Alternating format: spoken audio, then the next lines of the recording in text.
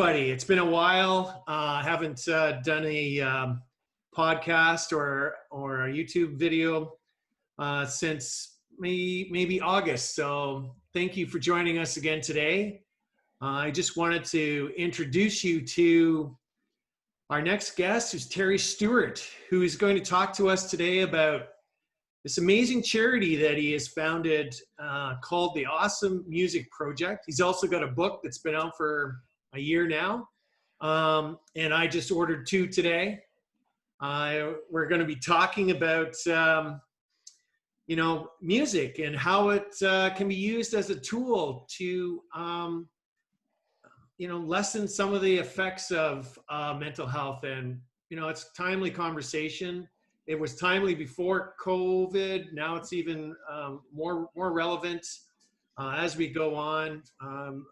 Even myself talking to others, it does feel like there's some relief that's required. So, Terry, I wanted to introduce you. So, if you want to just tell the audience a little bit about yourself and how did you become aware of music as a tool for mental health? Sure. Farm boy from Simcoe, Ontario. Did some school overseas, last couple of years of high school at United World College, the Atlantic. University of Waterloo, so lots of great Canadian background in my story. The last several years, I've been Chief Innovation Officer at Deloitte, Canada. I've just taken on a new role to be Chief Digital Officer for the federal government for Canada within Deloitte. But my passion is really around music and mental health. And I've been into music a long time, played piano and clarinet as a kid, was in choir, was a DJ when I was overseas in Wales. Just love music, and it's kind of in my soul. And in the last few years, I've seen, on the mental health side, I've seen several incidents, I guess we could call them, that really brought mental health to the forefront for me. So friends of mine had a son who died of suicide in first year university, and they ended up creating the wonderful Jack project, or jack.org, which helps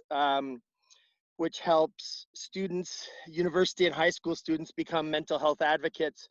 I went through my own anxiety and depression, including being prescribed antidepressants, even though I've got a great job, great family, really no excuses, if you will, but went through that suffering. And then I had a very close family member that got all the way to writing a suicide note. And so I started to question, why is it that our system really focuses primarily on just pharmacological treatment or therapeutic treatment, but not some of the other natural cases? You'll notice that I'm huffing and puffing a little bit. I'm out on my daily walk in nature. And so nature's part of what heals us.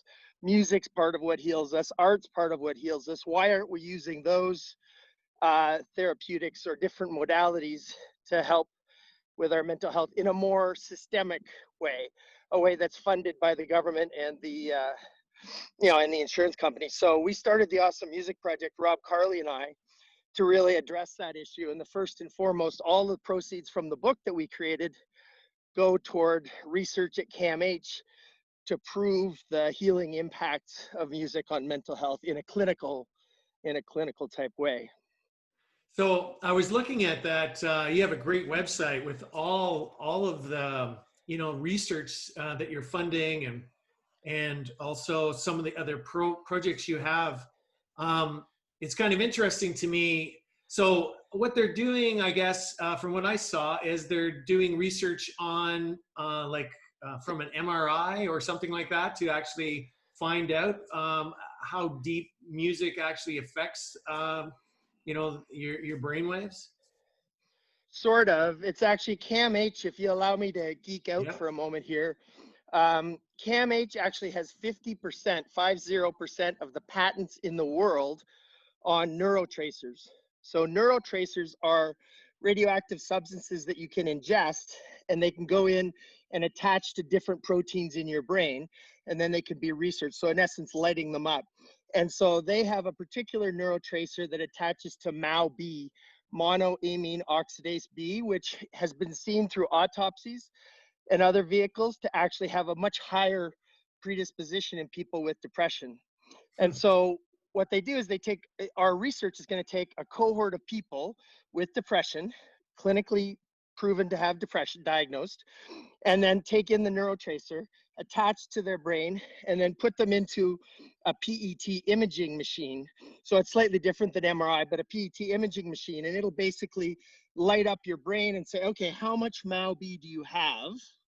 And that'll be the baseline. And then they can go out and have 1 month or 2 months or 3 months of clinical based music therapy with no other additions. So they're not on any antidepressants or other drugs or adjustments. And then we can re-baseline and say, okay, so you were 5.9, let's say I'll make up the numbers. You came through it, and are you now 3.0? Okay, that's great. We reduced the MAO-B. Or are you still 5.9 or 6.0, or did you in fact go up? So this is true scientific research. We have hypotheses of what's going to happen, but because all the qualitative research strongly suggests that music and music therapy positively impact mental health and anxiety and depression, but we haven't seen the quantitative clinical trials on it. So that's kind of that particular piece of research that we're doing. So this is, I guess today people do get music therapy for depression, right?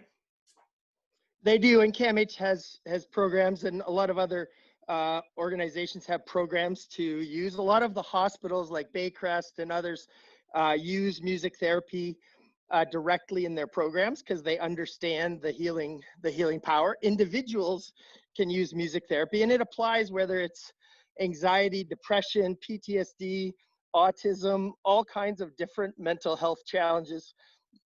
Music and music therapy can be beneficial for. It's interesting, a lot of people don't know that music therapy is actually a profession. So you can go and get a degree in music therapy at Wilfrid Laurier or Concordia or a number of other universities. Excuse me. And the reason that it's so important to understand this is because music therapists are half psychologists and half musicians. So they're super good at music, but they also learn to recognize the signs of agitation or complacency or whatever it may be. And so that psychology aspect is super important. So that's where we go. And we deal with two ends of the continuum. We deal with the music therapy side, and we also deal with therapeutic music. So you or I just saying, hey, I'm kind of down or bummed out today. What kind of songs do I listen to? And everybody's got their go-to playlist, but we're starting to see much more science around the therapeutic music side. Like, how do I curate a playlist for me today when I might not have gotten enough sleep last night? I might be agitated, or I'm super chill, but I want to focus today. Like, we're starting to get the science of how to adjust and adapt for the right kind of music, for the right kind of moment and the right kind of objective. Wow. So before the call, we were talking about some of the music therapists today have been significantly impacted by COVID. How is the charity helping them? Well, what we saw, and this is, I think, one of the things that this pandemic has forced everybody to do is to look at their situation, look at their business model, see how they deliver, and make sure that where appropriate, we're pivoting and adjusting and adapting. And so in April, we got a call from some wonderful folks in, some wonderful folks in Bob Cajun, and they wanted to help people at the Pinecrest Long-Term Care Center, which had 50% of their inhabitants, their residents, had passed away due to COVID. And so we got a call from them, and away we went. They had started a charity to raise money for PPE equipment because the long-term care homes desperately needed PPE equipment. And so that was great, and they raised $2 million, but they wanted to do a concert for the folks at Pinecrest, and they wondered if we'd collaborate.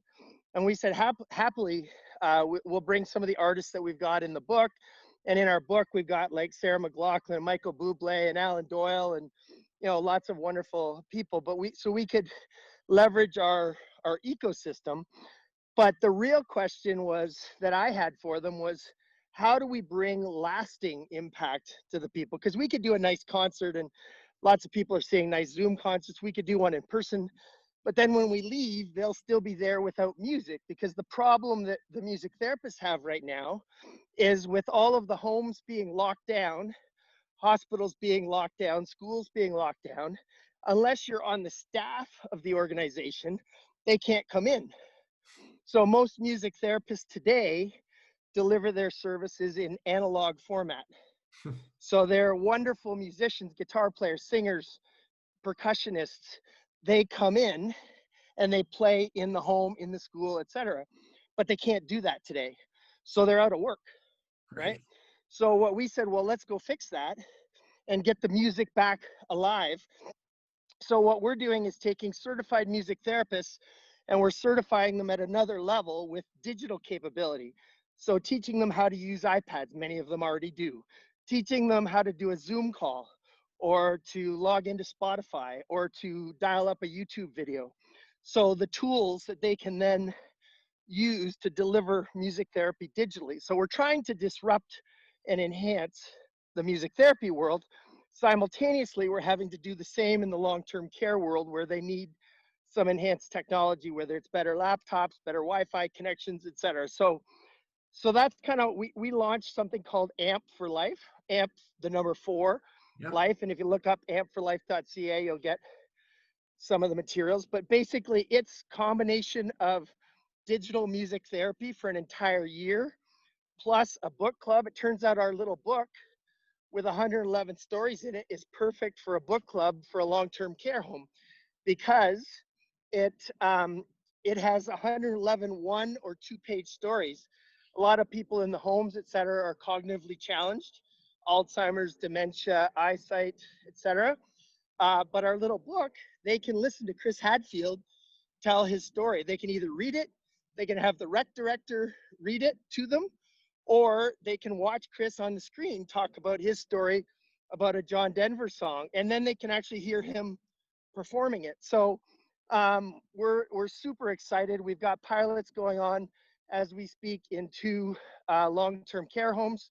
We've got a hospital that's just gotten funded to do a pilot there, and we've got a school in Toronto that's also going to do it. So we want to be able to do bringing the healing power of music to the entire continuum of people, from high school students all the way through the elderly, and kind of everybody in between. Wow. So you really are unleashing the potential of the power of music. And it's individuals like you that are making real change happen to make the world a better place. And so how do, we're going to share this content and the story, and how do people, get involved? Like, do they go to the website, or do you have things that, the Facebook page? Yeah, all of the above. The best bet is to go to the website, but we've got a Facebook page, and we're working on LinkedIn and Instagram and some other vehicles. But if you go to theawesomemusicproject.com, you can see all our capabilities, and there's a chance to join, to donate, et cetera. And so if people have a story they want to tell us, connect with us and tell us a story.